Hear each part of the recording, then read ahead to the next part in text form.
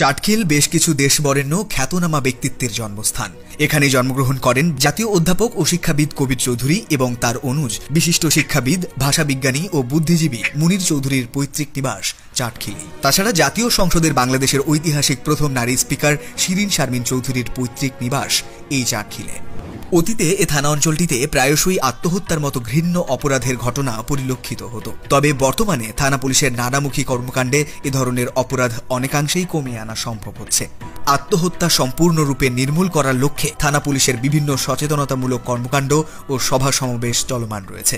আত্মহত্যা ঘটনাটা ঘটতেছে আসলে আপনার কিছু পারিবারিক দ্বন্দ্বের বিষয় থাকে, অনেক ক্ষেত্রে দেখা যায় যে আপনাদের অভিমানের বিষয় থাকে। আর অল্প বয়স্ক ছেলে মেয়েরা ছোটোখাটো বিষয় যদি তাদের অভিভাবকরা কোনো বিষয়ে একটু শাসন করার চেষ্টা করে, স্বামী স্ত্রীর বিষয়ে কিছু মনোমালিন্য থেকেও কিন্তু অভিমানের ক্ষেত্রেও আত্মহত্যার ঘটনা ঘটে।